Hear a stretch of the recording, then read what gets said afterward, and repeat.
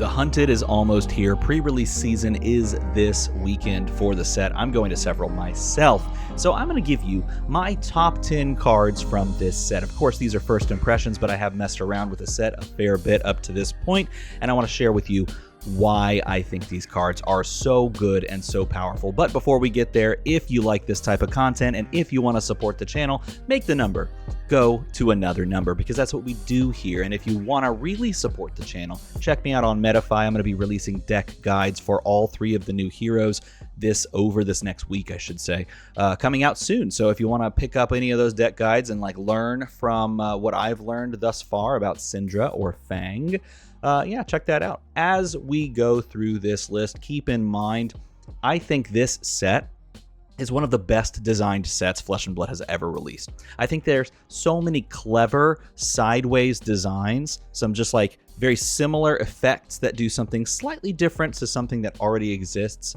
that this set makes me so happy. I was not expecting this to be the case, and I am so pleasantly surprised that this is perhaps one of the most cleverly and best designed sets of all time. Now, is it my favorite? I don't know. That's a hard thing to usurp, because right now I think Heavy Hitters remains the same. But as we play this set and mess with some of these cards, who knows? It might replace it.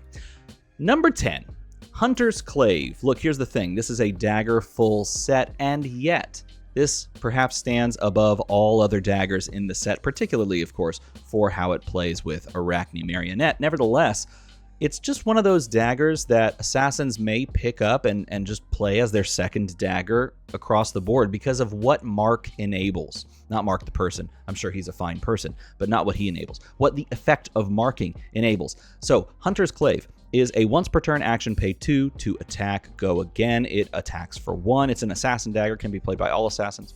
It has piercing 1, so it meets the baseline requirements of what all of the other daggers essentially do, except of course the Mistblade daggers. Now, when this hits a hero, you mark them.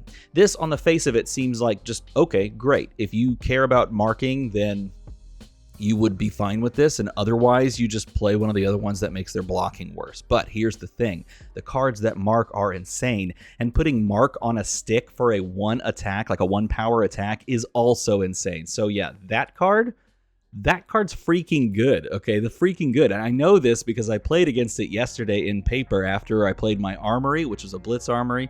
The local Arachne player wanted to get some cards out. He had already printed up a bunch of proxies in paper, and I was like, that card's real good. It's really freaking good. So definitely makes the top 10 list this time around. I could definitely see all assassins playing a single copy of Hunter's Clave because it enables such crazy, crazy things. So number 9 is a card that people may not have on their list, but I think it's worthy of the top 10 list. Loyalty Beyond the Grave. Now, here's the thing.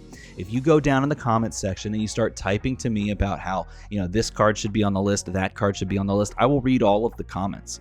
And I will maybe agree, maybe disagree, but that's what comments are for. So if you don't think Loyalty belongs on the list, let me know in a comment below. Why is it on there? Well, here's the thing. It is a 0-cost red block 3 at defense reaction speed, essentially at instant speed.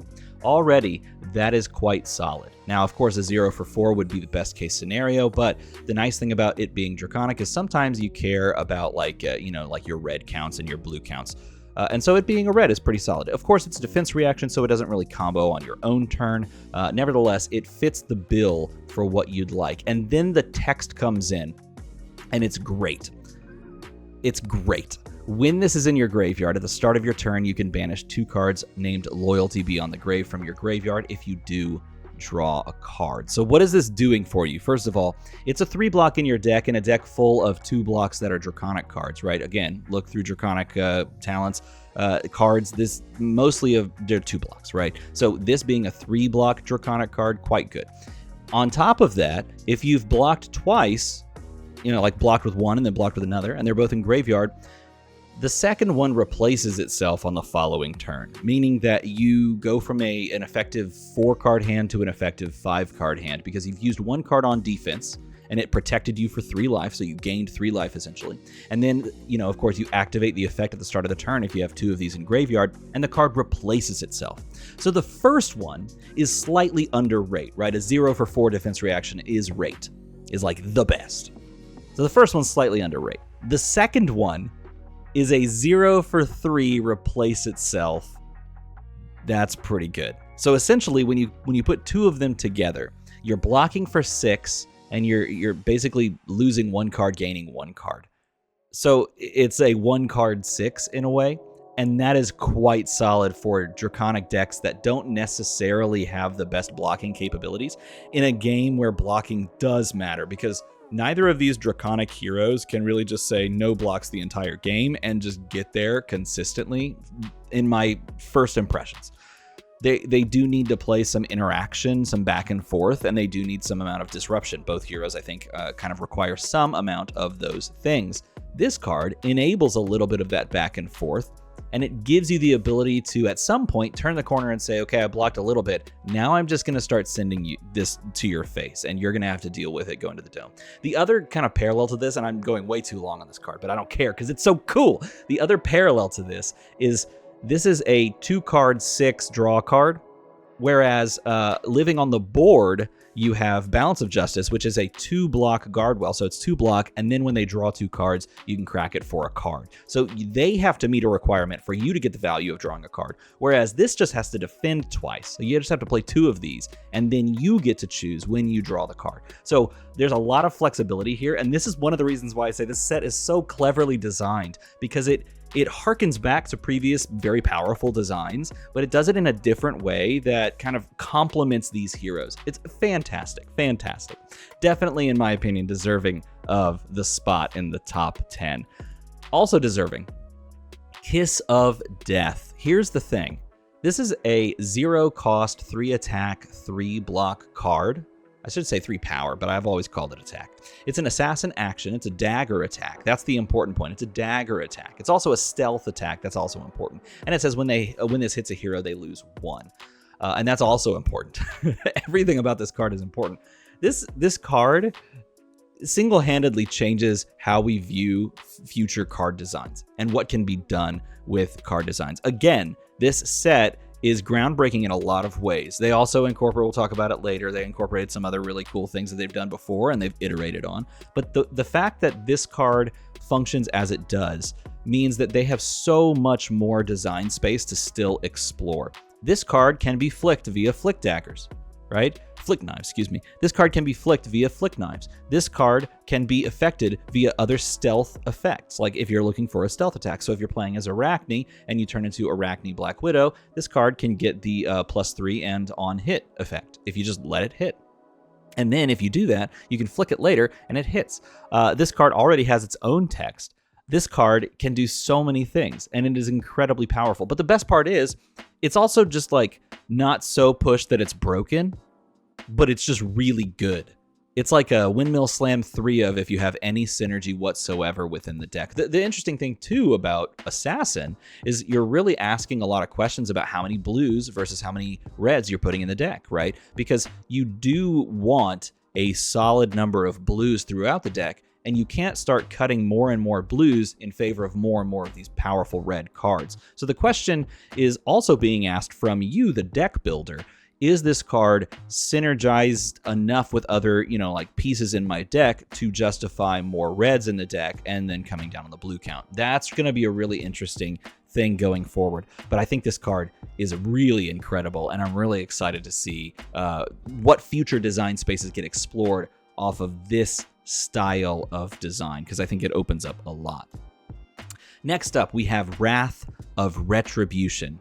I had to include this card because I think this card almost single-handedly makes Syndra solid, which is like a weird thing to say because there are other great cards that Syndra has access to. We'll talk about one of them in a couple of turns. But Wrath of Retribution enables Syndra to really push massive amounts of damage. This harkens back to Art of War, and the idea of removing Art of War from the game means that cards like this can exist, because this plus Art of War gets really crazy really quickly. Well, technically not this plus Art of War, but the idea of an effect like this and an effect like Art of War that could affect, like your combat chain can get really crazy really quickly. But this card is like her Art of War. Essentially, it allows her to go, a little bit taller, Spreading Flames-esque, and you can combine that and Spreading Flames on the same turn, and that's some of her best turns. The best things that she can do is this plus Spreading Flames. For those that are listening at home, this is a 3 cost, 3 attack, 3 block Draconic Ninja attack. It's legendary. You can only play 1, which is very smart design, I think, because this card is quite good. At 3 of it would be very, very good. It would push her way up. This costs 1 less to play for each Draconic Chain Link you control, meaning that you can play like Spreading Flames, and then this costs 2. Or you can play like Attack, like Oath of Loyalty, plus Spreading Flames into this, which it would then cost 1. So you'd have 1 floating if you pitched a blue, which is pretty solid. You can also do Ignite, which is a new card, into Spreading Flames for free, into this for 1. So if you play Tunic, then you can throw this out there for 1. And then it says this: when this attacks, daggers you control get +1 and cost 1 less to activate this combat chain. Go again. So essentially, we are playing Spreading Flames copy number 4, and it's quite good, but it only applies for daggers, but it does stack with Spreading Flames. So this card is really one of those cards that makes Syndra go, and should definitely be noted. And the fact that you can only play 1 of them is a big deal. Now, the Fang one, the Fang Legendary, I personally have not found it nearly as useful as this one. So if I had to pick between the 2 of them, I put Wrath of Retribution on the list. It's definitely one of those cards that if you see, you Windmill Slam into the deck, and it kind of pushes you into Syndra if you're in a limited side of things. At least it encourages you to go that way. All right, here's another head scratcher of a card. Drop of Dragon Blood. Okay, why is this card on the list? Again, this is such a well-designed card. It's a Draconic instant, costs 2, and you can only have 1 of them in the deck because it's legendary. Now, it also costs 1 less to play for each Draconic Chain Link you control, so you never want to start with this. But let's say you're playing as Syndra, and you start your turn off by pitching a blue. Heck, you can even pitch a red, I don't care. Pitch a blue, we'll say pitch a blue, and you attack with the dagger. And then you pitch another resource off of that blue, and you attack with second dagger. Then you can play this card, and it will gain you a second resource. So you'll go back up to 2, and you'll draw a card, replacing itself. So essentially, this card becomes another attack or another card from your deck plus a resource. So when you think about it, as long as you've met the requirement of 2 Draconic Chain Links, it can be another card plus a resource. Now, who else cares about that? Well, Fang. If Fang goes like dagger, attack reaction, dagger, drop of Dragon Blood as an instant, he can draw into another card and a resource and then play out that other card. So if it's like an attack or something like that, he can start his turn with the 2 daggers. This would activate the effect of the go again on his second dagger, and it would draw him a card and net him a resource. So this is a quite flexible card. And then we have to go even deeper into what it can do for Dromai as a legendary. This has effects in Dromai as well, especially if you've like got dragons on the board. You can attack with a conventional attack with a singular dragon, draw a card, gain a resource, getting around that difficulty of like having enough resources, meaning this could enable you to play big dragon in a little bit easier fashion, or it could just be more aggression because it replaces itself and nets you a resource. Maybe you're able to throw CNC all of a sudden without having to activate Flamescale Furnace. Yeah, this card's really, really good, and it's really flexible. And I think this is one of those skill expression cards. The better players will be able to use this at the right time, the better way. Next up, though, is just a glue card. Blood Runs Deep. This is the other card that Syndra just gets major bonuses from. Blood Runs Deep is like the ultimate glue card. I would say this is, in every way, shape, or form, better than the previous card we talked about, Wrath of Retribution, because it literally gets rid of your daggers so that you can re-equip them. I mean, this is exactly what she needs, and you will always play 3 of these if you're playing daggers in Syndra. And she's a hero that doesn't really let you play anything other than daggers in Syndra, unless you're being like super memey. So Blood Runs Deep costs 2, it attacks for 2, it blocks for 3, so it hits all the marks. The attacking for 2 is like neither here nor there because it's really attacking for 4 when you look at it. It costs 1 less to play for each Draconic Chain Link you control, so if you go dagger, dagger, Blood Runs Deep is free.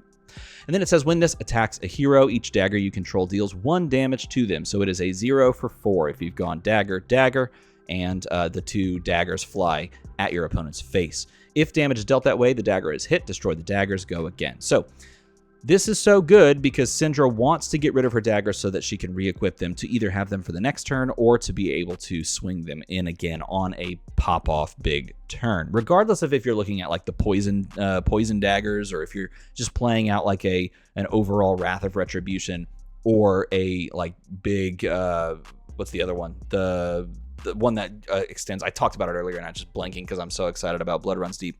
Regardless of what big kind of extender you're playing, or if you're just playing an innocuous, like I have a blue plus Blood Runs Deep turn. It's a 2-card, 6 damage turn. It doesn't really matter. This card just does everything that you need it to in any situation. As long as you have the ability to pitch for 2 daggers, this card comes in, resets your daggers for you, or it extends the turn by resetting your daggers for you. This card is nuts. It is an instant auto-include in every way, shape, or form. It is going to be very good, and it's one of the reasons why Syndra is so consistent in her ability. And it really encourages you to build in the way that Syndra wants to be built. All right, we're down to the last couple of cards, and the next one we're talking about is Savor Bloodshed. I had the joy, the terror of playing against this card in paper after my armory yesterday. The local Arachne player wanted to test out some new cards. He had them proxied in, and so Savor Bloodshed costs you nothing. It is an action. It blocks for 3, and it says your next dagger attack that gets +4 this turn. So it's a 0 for 4. And it says the next time you hit a marked hero with a dagger this turn, draw a card. Yeah, it's 0 for 4, blocking 3, drawing you a card if you've marked. So again, why is Clave good that we talked about very first? Because this draws you a card thanks to the mark that Clave gives you. Yeah, this is a better snatch. This is a legit better snatch because it's giving it itself has go again. It's giving a +4 buff, which is what snatch attacks for. It blocks for 3, which snatch blocks for 2, and it has natural go again on a dagger, which has natural go again as well. So it's a 0 for 4 go again. When the dagger attacks, it's a 5 attack, so you're swinging in for 2 for 5 on hit, draw a card. Yeah, this card's nuts. Like, I mean, when you put it that way, it's just so insane. But that's the really interesting thing, is like, on the face of it, this card is a better snatch, but don't forget, you have to pay for the daggers as well. But that's like a small price to pay because you build your deck around paying for the daggers. So this is just a plus card to include as long as you're marking your opponent. And again, every like hero that would probably want to play Hunter's Clave so that they can get the value off of Savor Bloodshed. So yeah, this card, quite good. And it also kind of corresponds with the next card we're going to talk about, which could end up being the best card in the set. Take Up the Mantle. I hate that this card exists. Like, I hate that this card exists. It's so freaking disgusting. Okay. Take Up the Mantle is a yellow pitch, so pitches for 2. 0 cost, 3 block attack reaction. Look, there's no downside to playing this card. It even pitches better than red. Like, what? Okay, target attack action card with stealth gets +2. Attack action card with stealth. Keep that in mind. Can't just be like a dagger. Unless that dagger is an attack action card with stealth. Huh. Well, who would have thought, right? That's shocking. Okay, anyway, I'm continuing on. It gets +2. If it's attacking a marked hero, instead gets +3, and you can banish an attack action card with stealth from your graveyard. If you do, the target becomes a copy of the banished card. Okay, so everyone, when this was spoiled, went, oh, okay, cool. So this is copies 4, 5, and 6 of Bonds of Freaking Agony. And yeah, it essentially is copy 4, 5, and 6 of Bonds of Agony. But it's more than that too, because it can be applied to literally any stealth attack that has an on-hit effect. The fact that this can come in and give +3 alongside of anything else that can get, like Justin Nick, for example, can give +5 to, you know, like a 1-power stealth attack that you're throwing out there. And then it gives it an additional on hit because it's becoming the copy of the thing. Like, for example, if you're playing Isolate, which is the 1-power dominate attack, right, that has stealth. If you're playing Isolate, you can then play Take Up the Mantle and Just a Nick and push 9 damage and give that Isolate an on hit because you've banished a card from your graveyard. It's stupid. It's so stupid. I was playing against the same person I talked about it just a moment ago. They were testing out the new cards, right? I literally, they play a 1 power attack, and I know they're going to do something because they have a handful of cards.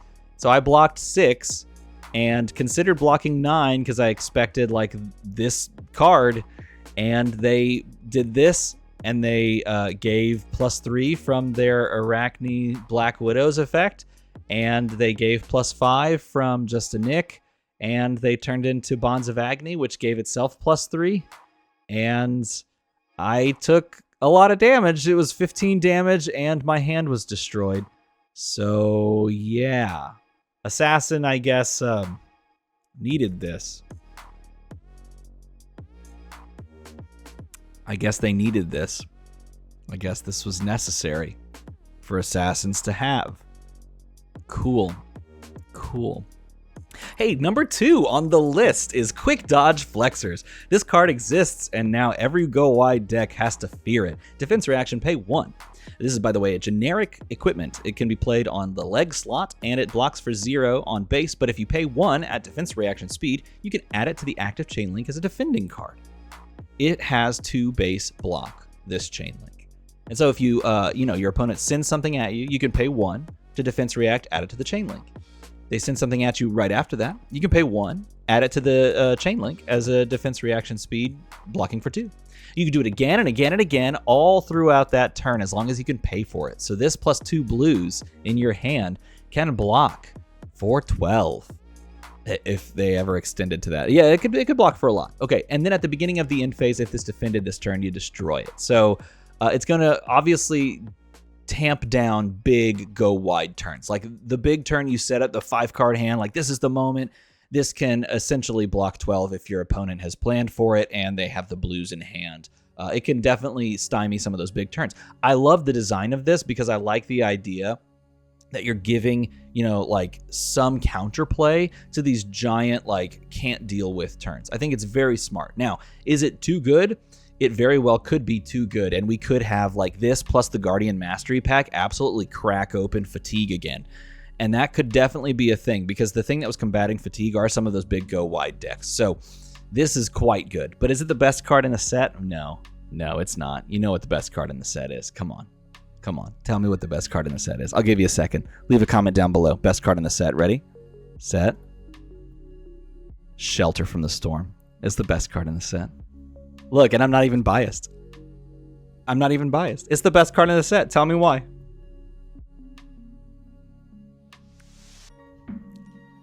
When was the last time they printed a sideways designed Sink Below? Something that is as powerful as Sink Below. When was the last time they printed that? Fate Foreseen? Nah, this is better than Fate Foreseen. This is arguably better than Sink Below in the right meta. In the right meta, this is better than Sink Below. I don't know what I'm saying. In the current meta, this is arguably better than Sink Below. This is the best card in the set. I don't think it's even close. This is a generic defense reaction. It costs 0. It blocks for 4. It's a 0 for 4 defense reaction. It says instant, discard this. So if you don't want to use it for a 0 for 4, discard this. The next 3 times you deal damage this turn, prevent 1 of that damage. That's 3 rune chance. So this is a blocking for 4 defense reaction, or it's a 0 for 3, stop 3 different separate, defense reactions. Or late game, it can stop flicking daggers, and it can stop, go wide chain links for some of these heroes that are trying to go wide. This card can do it all. Except fix your hand, so it's not Sink Below. But like, come on. Yes, and I am 100% biased because it's pirates. Look, that's the person, that person right there. I want to play as her. That's who I want to play. I want that pirate.